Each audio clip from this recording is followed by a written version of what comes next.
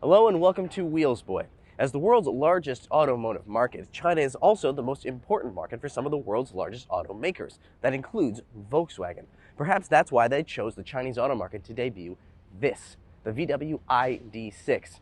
You've heard of the ID.4? Well, meet its much larger brother. But here's the thing. This car is very unlikely to remain a China market-only model for very long. So we thought we'd give you guys a first glimpse.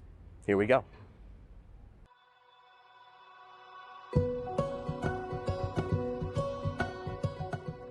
Pricing for the ID.6 starts at $37,500 for the pure trim level, rising to over $52,000 for the top spec Prime version featured in this video. For comparison, the smaller ID.4 starts at $31,000 and tops out around $43,000 here in the Chinese market. One area where we know the ID.6 and the ID.4 will not differ over much is in terms of the exterior styling. Here on the front end, we can see some minor differences in terms of the headlight design with larger ones here, as well as some more pronounced grille openings lower down. I should mention that there are two actual versions of the ID.6 available here in the Chinese market. The ID.6X, which is produced by the SAIC Volkswagen joint venture company, that's the one we're driving today, and then the ID.6 Cross, which is made by FAW Volkswagen, another joint venture partner here with Volkswagen in the Chinese market. Cross, by the way, is spelled with two Z's because apparently the marketing department at FAW Volkswagen is made up of teenagers from the 90s. Either way, what you need to know is that the only difference between the two versions is some small changes to the exterior styling. Other than that, they have the exact same batteries and electric motors and chassis underneath. The ID.6 is a full 30 centimeters or 11.8 inches longer than the ID.4, giving it room for a third row. Buyers can choose between 6 and 7 seat versions of the car.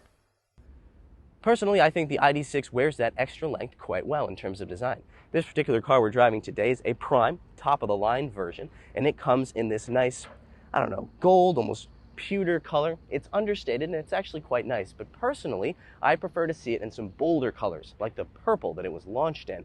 That is also accompanied by an offset of a white roof in that car.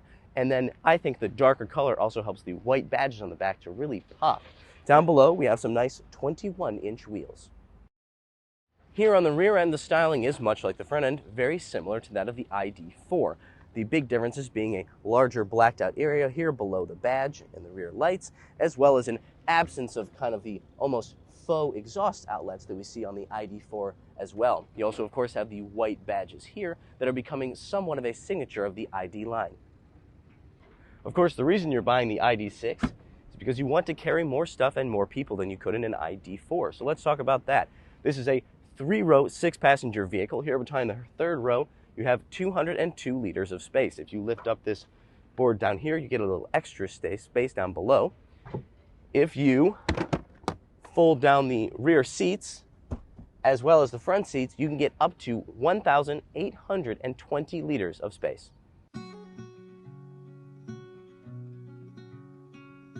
Unsurprisingly, the interior of the ID.6 is essentially identical to that of the ID.4. I enjoyed the simple overall design, complemented by cool touches like the patterns on the dashboard, the ID logo on the center armrest, and the pedals with pause and play symbols. The design and placement of the transmission knob took some getting used to, but now I think it's a great piece of design. Another fun touch was the way the cabin lights would react to your gear changes, giving you another indicator of your gear selection. Of course, it's not all rainbows and lollipops, since the ID.6 also inherits the ID.4's quirks. The touch capacitive buttons were somewhat annoying, often requiring us to take our eyes off the road to make sure we were hitting the right one. And that's before we start talking about what they've done to the windows. Someone decided it would be a good idea to delete the driver's rear window switches. Lowering the rear windows from the driver's seat now requires long pressing a touch-sensitive button labeled Rear. It makes for an ever so slightly less cluttered cabin and probably saves VW a tiny amount of money, but at the cost of usability. The center screen in the ID.6 is quite respectable in terms of size. However, I'm not in love with the UI. I have driven this car quite a bit at this point, and I have to say that I often find myself having trouble finding commonly used features in the menu. One thing I do like about it, however, is this blue square here on the left that acts as your home button. It's well placed, and the fact that it's always there means you can very easily go straight back to your home or back to a previous page very easily. Very useful. Rear seat passengers in the ID.6 enjoy a very respectable amount of both head and legroom, as well as 2 charging ports. This high-spec car also came with heated seats. The third row, however, is quite small, with very little legroom, no air conditioning outlets, and no charging ports. Better to leave that for small kids only.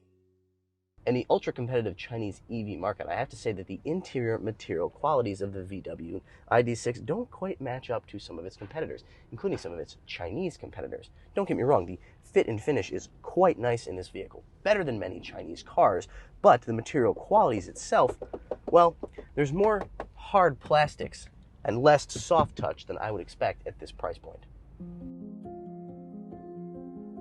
The powertrain and battery specs for the ID.6 are the exact same as the ones available on the Chinese market ID.4. That means there are 3 motor options and 2 battery options. Entry-level models come with a single rear-mounted electric motor making 132 kilowatts and 310 newton-meters of torque. That's 180 horsepower and 230 pound-feet.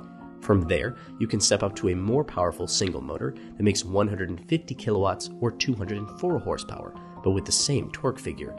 Finally, the range-topping Prime model comes with a front and rear-mounted motor for a total of 230 kilowatts and 472 newton-meters of torque, aka 313 horsepower and 350 pound-feet. As for battery packs, the entry-level model is only available with the 63.2 kilowatt-hour pack and an NEDC range of 436 kilometers. Meanwhile, the more powerful single-motor model and the dual-motor Prime model both come with an 83.4 kilowatt-hour battery pack, giving them an NEDC range of 588 and 510 kilometers, respectively. Keep in mind that those are gross battery capacity, not net. This Prime dual-motor version of the ID.6 has a 0 to 100 km/h time of 6.6 seconds, hardly making it the fastest electric vehicle available on the market today. Still, the driving feel is quite good. It manages to achieve a level of German solidity that local cars especially very much struggle to achieve. It feels quite good over the road, especially over bumps. The steering feel is quite light, even in sport mode, but there is a little bit more feedback, I will say, than some of its local rivals and even some foreign rivals.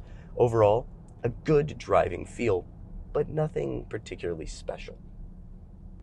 So what then does the ID.6 have that can set it apart from its rivals in the ultra-competitive Chinese EV market?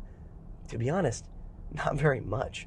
There's cars this same size available that are faster, cheaper, and have as good or even sometimes better material quality.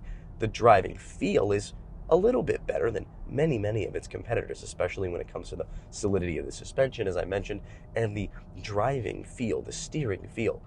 But is that enough? I'm honestly not sure.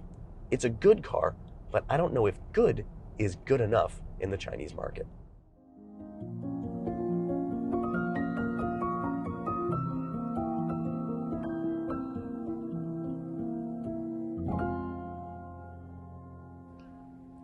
The ID line and the push towards full electrification are obviously vital to Volkswagen as a company, not only to its bottom line, but also to its future as an automaker. It makes sense then that since the debut of the ID.4, they will continue to expand the ID line, first down with the smaller ID.3, then up, so to speak, with the larger cars like the ID.6. As to when this car will leave the China market and expand to other markets, we honestly don't know specifically, but it seems pretty much inevitable.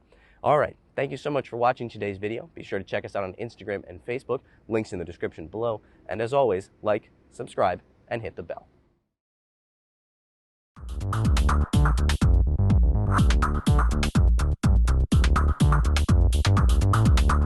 Thank you for watching. See you again soon.